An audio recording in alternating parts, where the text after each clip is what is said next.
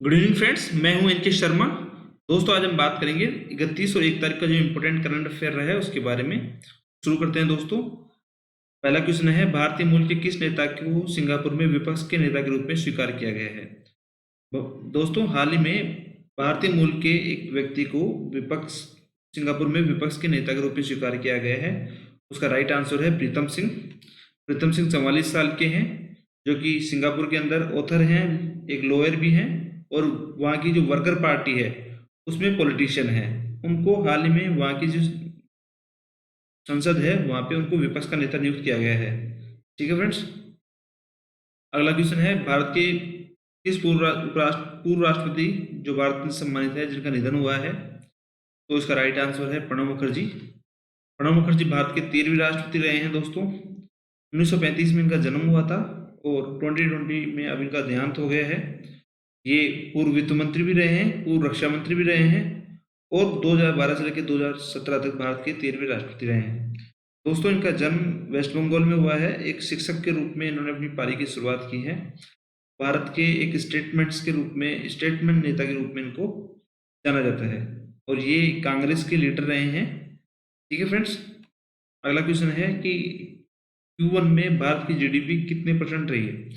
तो इसका right answer है -23.9। इस पे हम लोगों ने एक सेपरेट वीडियो आपके लिए बनाया है। अगर आपको इसके बारे में जानना हो डिटेल कि जीडीपी के कौन कौन से एस्पेक्ट्स नेगेटिव रहे हैं, कौन कौन से पॉजिटिव रहे हैं, तो आप हमारा वीडियो देख सकते हैं जो हमने कल डाला है।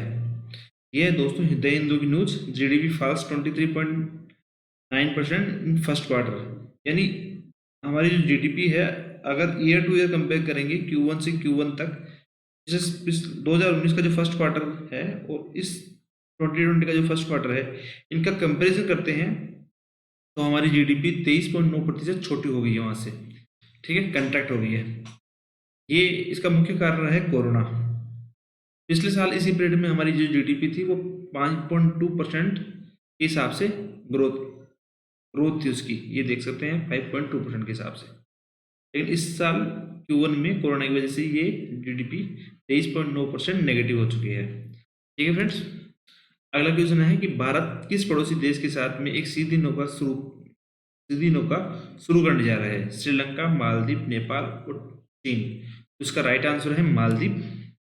भारत सितंबर के तीसरे सप्ताह में मालदीव के लिए एक सीधी कार्गो फेरी सेवा शुरू करने जा रहा है। ये कोची और तूतीकोरिन, कोची जो हमारा एक बंदरगाह है और तूतीकोरिन भी हमारा बंदरगाह है चेन्नई के पास में और कोची केरला के अंदर। वहाँ से ये जो मालदीव की जो राजधानी है माले, उसको आपस में जोड़ेगा, जिससे कि जो हमारे व्यापारिक संबंध है, द्विपक्षीय संबंध व्यापारिक, वो काफ़ी मजबूत होंगे। ठीक है फ्रेंड्स। अगला क्वेश्चन है, सुप्रीम कोर्ट ने हाल ही में वरिष्ठ वकील प्रशांत भूषण कौन की जो कोर्ट की अवमानना उन्होंने की थी उस पर जो फैसला सुना है, उस पर कितने रुपए का जुर्माना लगाया है? तो राइट आंसर है 1 रुपया। दोस्तों, केस ये है, प्रशांत भूषण देश के एक प्रतिष्ठित वकील हैं। इन्होंने सुप्रीम कोर्ट के ऊपर 2 ट्वीट किए थे, जो सुप्रीम कोर्ट ने सीओ मोटो एक्शन लेते हुए इन पे अवमानना केस चलाया था। उसके बाद में उन पे 1 रुपये का फाइन लगाया गया है और 1 रुपये का फाइन नहीं चुकाने के ऊपर इनको 3 साल की जेल या 3 साल की प्रैक्टिस से डिवाइड किया जा सकता है। तो केस कौन सा था? अवमानना का केस था। इसलिए ट्विटर प्रशांत भूषण द्वारा ट्विटर पे माननीय जो जज हैं उनको के जो फैसले हुए थे कुछ, उनके साथ के लिए उन्होंने असहमति व्यक्त की थी इसके लिए। ठीक है फ्रेंड्स। अगला क्वेश्चन है कि हाल ही में बीएसएफ का नया महानिदेशक किसको नियुक्त किया गया? तो उसका राइट आंसर है दोस्तों राकेश अस्थाना।